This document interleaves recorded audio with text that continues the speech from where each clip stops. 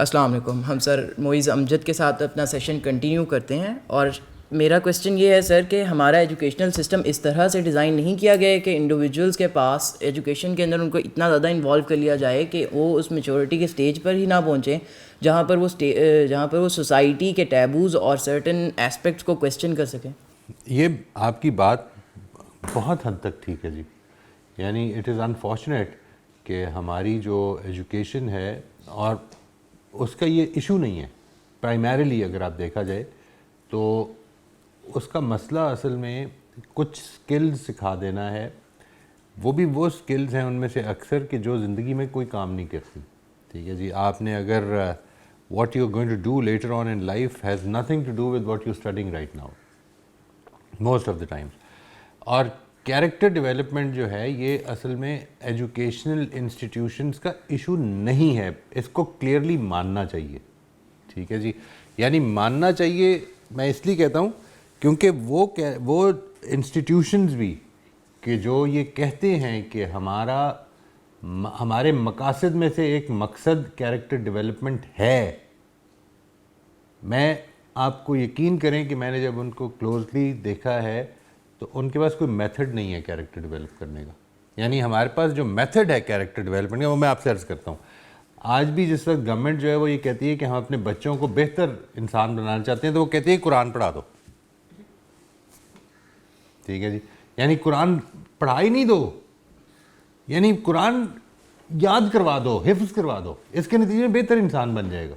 आप सोच सकते हैं ये बात, इसलिए क्योंकि हमारे ख्याल में और ख़ास तौर पर टीचर कम्युनिटी के ख्याल में असल में कैरेक्टर डेवलपमेंट का तरीका ये कि कैरेक्टर के बारे में बातें कर दो, इससे ज़्यादा कुछ नहीं। कैरेक्टर डेवलपमेंट में 3 चीज़ें एसेंशियल्स हैं जी, वो मैं आपके साथ शेयर कर देता हूँ। देयर आर 3 थिंग्स कि उसके बगैर आपके नारे रह जाएंगे, कैरेक्टर कोई नहीं डेवलप होगा। एंड वो 3 चीज़ें ये, नंबर 1, आपको अपना रोल मॉडल ठीक करना होगा। That is the reason when I talk to institutions, तो मैं असल में वो जब कहते हैं ना कि आप हमारे स्टूडेंट्स से आके बात करें, मैं कहता हूँ ये स्टूडेंट्स से कुछ नहीं होगा, माहौल जो लोग बना रहे हैं ये उससे फ़र्क पड़ेगा। जो लोग those who are creating the environment of the institution, they are the ones who are creating और influencing the character of the students. मैं बच्चों को सच बोलें, और आपके इस इंस्टीट्यूट की वैल्यू ये कि नहीं सच बोलने पर तो सजा ही मिलेगी। If you have told the truth, for instance, if you have come to the class late, आप लेट हो गए होंगे ना ज़िंदगी में कभी, तो आप ये सोचिए कि सच हो या झूठ हो, इसको थोड़ी देर के लिए भूल जाएं। आपके पास कोई ऐसा बहाना होना चाहिए लाजमन जो टीचर के लिए एक्सेप्टेबल हो। क्योंकि अगर आप मिसाल के तौर पर ये कह दें कि वो सर जी आज आँख ही नहीं खुली की करता था, तो इस पर आपको डांट पड़ेगी ना, isn't that right? अच्छा, सिर्फ आपको नहीं पड़ेगी, आपके टीचर्स को भी पड़ेगी अगर वो ये कहते हैं। लिहाजा you have to have a very good excuse, जबकि हकीकत ये कि ज़िंदगी में ऐसा हो जाता है। यानी कितनी मरतबा ऐसा हो जाता है, आपने अलार्म शलाम सब कुछ लगाया, वो गलती हो गई यार, ऑफ कर दिया था रात को, नहीं खुली आंख, but that is not acceptable because and you will be punished for that. लेकिन अगर मिसाल के तौर पर आप अच्छी एक्टिंग करके बता दें कि मेरे पेट में बड़ा दर्द हो रहा था सर जी, बस घंटा में बाथरूम में चला आता है, and you will be forgiven for that because of your. तो हम क्या सीखते हैं, ये देखिए ये जो चीज़ें, ये these are very important things, you have to remember that. हम अपने इंस्टीट्यूशंस में मैनिपुलेशन सीखते हैं और ये कैरेक्टर डेवलपमेंट के ख़िलाफ़ है। हम ये सीखते हैं मिसाल के तौर पर कि आपने शरारत करने के बाद बिल्कुल सीरियस होकर बैठ जाना है और मासूम सी शक्ल बना लेनी है। आप ऑनेस्टली, यानी मैं जिस स्कूल में पढ़ा करता था, मुझे याद है 9th और 10th में, आप उसका अंदाज़ा नहीं लगा सकते कि वो 9वीं 10वीं, ख़ास तौर पे जब 10वीं से निकलने वाले हो गए हम, तो क्या तूफ़ान बदतमीज़ी होता था। यानी आप क्लास में बैठे हैं, ख़ास तौर पे अगर अगली चेयर से बैठे हैं, तो पीछे से एक अंडा आएगा और ब्लैक बोर्ड पे चिपक जाएगा, and then everyone in the class knew कि अब हमने बिल्कुल मासूम होकर बैठे हैं, and the teacher has to जज कि किसने किया, यू नो। और अगर टीचर ने जज कर लिया, ये देखिए ये क्या हो रहा है, बेसिकली मैं as a student and as a teacher हम एक दूसरे के मुखालिफ खड़े हैं, अब देखते हैं कौन जीतता है। हो जाता है ना ये कभी क्लासेस में। ये एनवायरनमेंट है, हमारी रोल मॉडलिंग ठीक हो, हमारी एनवायरनमेंट ठीक हो। एनवायरनमेंट में मैं आपको चंद चीज़ें बता सकता हूँ जी। फॉर इंस्टेंस ये बात कि रिस्पेक्ट आप करेंगे टीचर्स की, टीचर्स नहीं करेंगे आपकी, ये हमारी एनवायरनमेंट है। जब मैंने ऐसे रिस्पेक्ट आप करेंगे टीचर्स की, टीचर्स ये बोल के नहीं कहा जाता, ये एनवायरनमेंट है, ये एनवायरनमेंट है। आपके पेरेंट्स की रिस्पेक्ट करनी है आपने, पेरेंट्स से नहीं करनी, ये घरों की एनवायरनमेंट है। समझ में आ रही है ये बात? यानी एनवायरनमेंट आपके कैरेक्टर पर असर डालती है। जबकि रिस्पेक्ट करनी हम सीखते कैसे हैं, कभी गौर किया आपने? यानी respect is not an abstract thing. कुछ चीज़ें होंगी ना जो हो रही होंगी कि ये होती है रिस्पेक्ट, वो जब तक करके नहीं दिखाई जाएंगी हम सीखेंगे कैसे? वो बताई जाती हैं। कभी गौर कीजिएगा आपने, मतलब अ टीचर और a parent can interrupt you. मैं अगर आप बोल रहे हैं तो बीच में बात काट सकता हूँ, लेकिन आप नहीं काट सकते। कभी ये एक्सपीरियंस किया आपने ज़िंदगी में? किया ना? ये दिस इज़ एब्सोल्युटली डिसरिस्पेक्टफुल। लेकिन ये कि रिस्पेक्ट हमारी क्वालिटी है, वैल्यू है, क्या करें। आप सुनते सुनते अगर आपने बाहर देखना शुरू कर दिया है या किसी चीज़ में आपका इंटरेस्ट डाइवर्ट कर गया है तो ये गलत बात है। लेकिन आप अगर बोल रहे हैं, मिसाल के तौर पर आप मेरे टीचर हैं और मैं आपसे बात करना शुरू करूं and you have started looking the other way, तो ये कोई बुरी बात नहीं है। This is a normal thing. समझ में आ रही है ये बात? ये देखिए इम्पॉर्टेंट बात यह है, नंबर 1 रोल मॉडल क्या है आपका, नंबर 2 एनवायरनमेंट क्या है। मैंने, अगर मुझे याद रहा नेक्स्ट टाइम जब हम मिलेंगे तो मैं कोशिश करूँगा कि वो एक पूरी लिस्ट मैंने बनाई हुई है जी, 48 के करीब पॉइंट्स हैं उसमें, कि जो हमारी घरों की और स्कूल्स की एनवायरनमेंट में प्रॉब्लम है। गौर कीजिएगा, अच्छे कैरेक्टर का मतलब ये है कि हमको कोऑपरेटिव होना चाहिए। You agree with that? You agree with that? अच्छा, और अच्छे स्टूडेंट का मतलब ये है कि that you should be able to beat the other person. आपका पूरे के पूरा एजुकेशन सिस्टम जिस तरह से आपने फरमाया कि कंपटीशन पे बेस्ड है, ठीक है। कंपटीशन क्या चीज़ होती है? कंपटीशन असल में ये होती है कि आपको हरा के मैं जीत सकता हूँ, वरना मैं हार जाऊँगा। अगर मैंने आपको नहीं हराया, यानी everyone, all the 30 students sitting in your class are your adversaries actually in your class, because they have to lose to make you win, and if they win you lose. और cooperation क्या होती है? cooperation ये होती है that either we all win or we all lose. ये होती है cooperative environment, ठीक है जी। आप सोचिए ज़रा कि यानी रिसर्च ये बताती है कि जितनी इंसान के अंदर लर्निंग होती है कोऑपरेटिव एनवायरनमेंट्स में, वो कॉम्पिटिटिव एनवायरनमेंट्स में नहीं होती। ये सब कुछ होती है, लेकिन हमारी स्कूल की नॉर्म्स ये हैं। हम ग्रेड्स लेते हैं, हम reward, grades is a reward. हम जब पढ़ते हैं तो लर्निंग के लिए नहीं पढ़ रहे होते। मुझे आपने बताया ना, जिस तरह आपने सीखा, लिखने को सीखा, दैट वाज लर्निंग के लिए। जब इंसान पढ़ रहा होता है तो वो लर्निंग ही उसका टारगेट होता है, वो उसका रिवॉर्ड लर्निंग है। इट इज़ नॉट एनीथिंग, कोई ग्रेड, कोई सर्टिफिकेशन, कुछ इस तरह की चीज़ नहीं होती। लर्निंग इज आपको सेटिस्फेक्शन मिलती है अंदर की। It is an intrinsic motivator कि मैंने सीख लिया यार, oh my God, now I can, you know. जैसे ही आप कहेंगे मुझे ग्रेड क्या मिला है, अब ग्रेड असल में वो एक रिवॉर्ड है, और उस ग्रेड पर भी रिवॉर्ड मिलता है जो घर वालों से मिलता है या रिश्तेदारों से मिलता है। ये सारी चीज़, यानी रिवॉर्ड पर रिवॉर्ड। और रिवॉर्ड्स और पनिशमेंट्स जो हैं, ये इंसान के अंदर कितनी खराबियां पैदा करते हैं, ये भी रिसर्च साबित कर चुकी हुई है जी।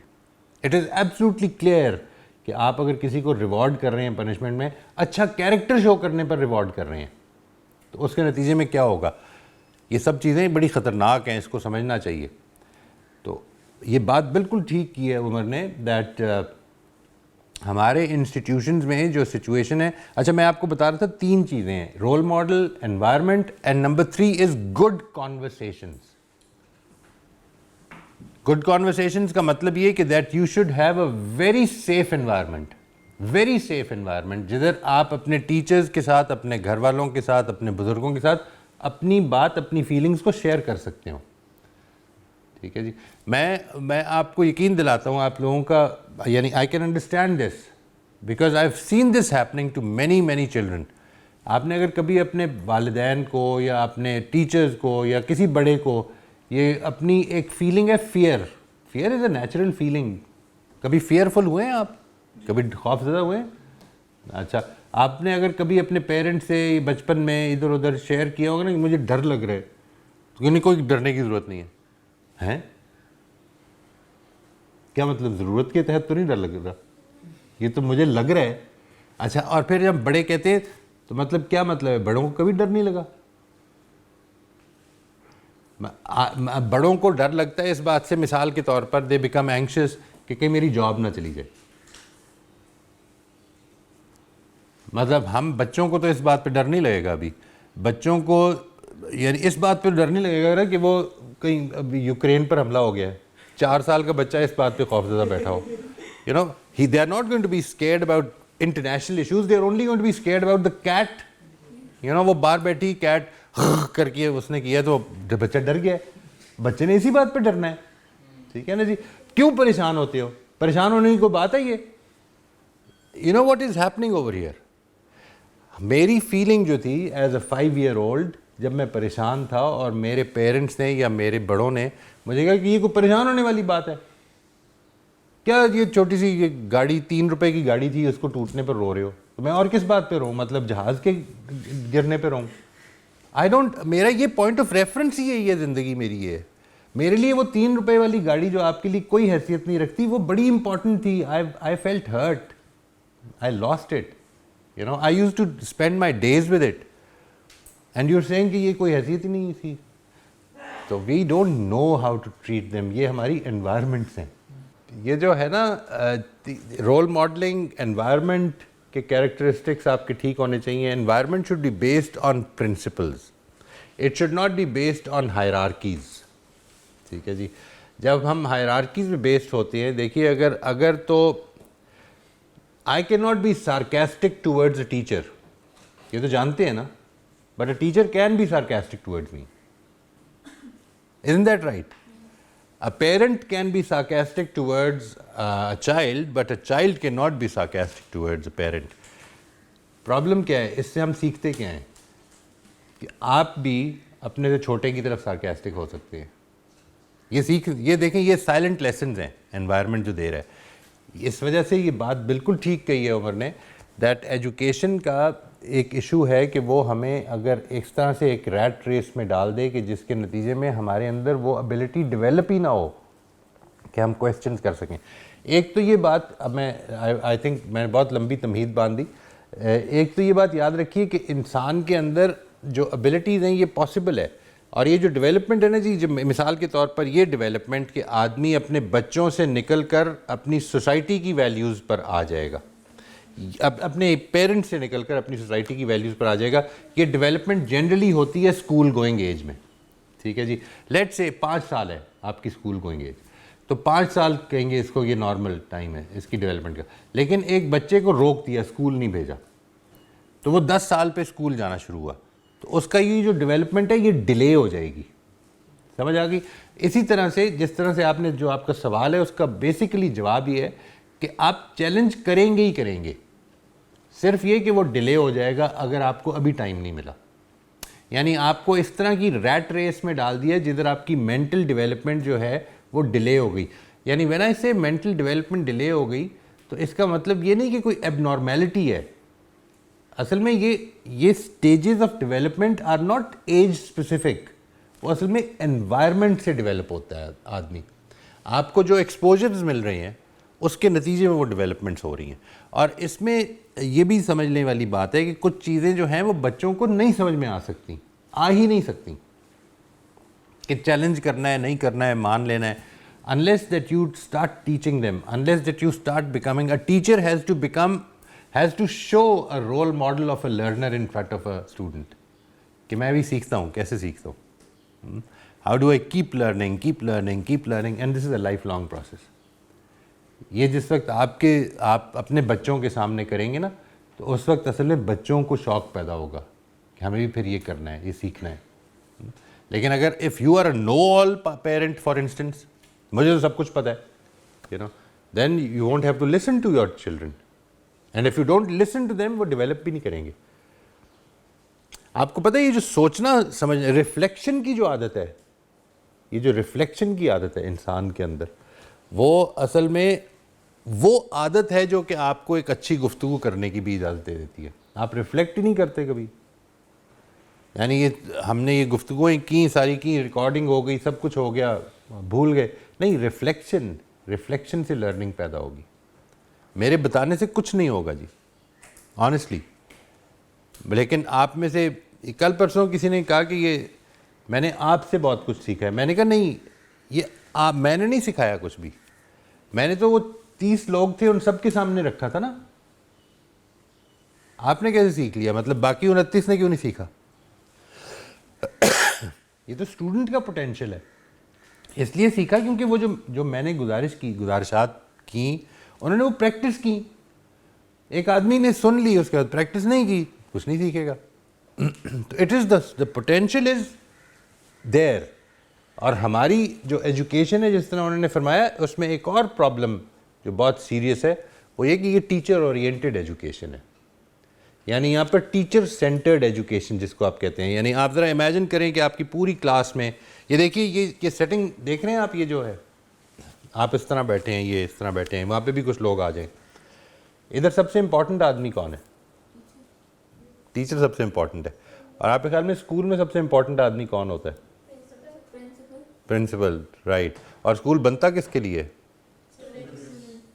तो होना तो ये चाहिए था कि सबसे इम्पॉर्टेंट आदमी स्टूडेंट हो, लेकिन पूरे के पूरे स्कूल की हायरार्की बता रही है कि कौन सबसे इम्पॉर्टेंट है। Isn't that right?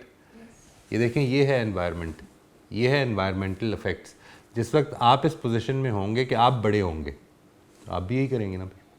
इसलिए नहीं क्योंकि आप you are not conscious of it. जिस दिन कॉन्शियस हो जाएंगे आप ठीक कर लेंगे, इसलिए क्योंकि सीखा ही यही है। आपके घरों में जिस तरह से मुलाजिमीन को बुलाया जाता है, आपने भी उसी तरह से बुलाना शुरू किया होगा, ठीक है जी।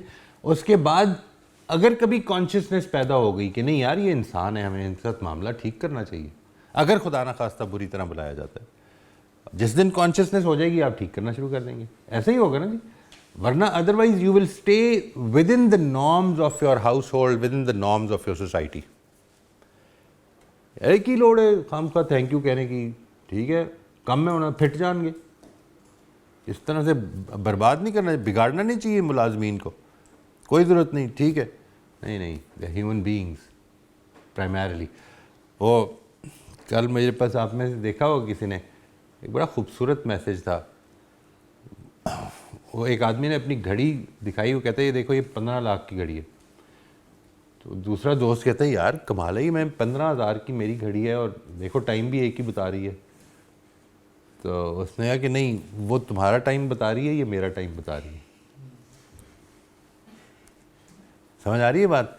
यानी तुम्हारे ऊपर जो टाइम गुजर रहा है इस वक्त, वो घड़ी बता रही है। मैं जिस टाइम से गुजर रहा हूँ वो ये घड़ी बता रही है। तो it's just a matter of time. कल को क्या सिचुएशन पेश आएगी उसके लिए तैयार रहना चाहिए, साइकोलॉजिकली भी। और ये जो कैरेक्टर जिसकी हम बात करते हैं, ये बेसिकली इसी चीज़ की तैयारी है। थैंक यू जी, इंशाल्लाह अगली दफ़ा जारी रखते हैं। इस वक्त हम सिर्फ एक ही सवाल ले सके।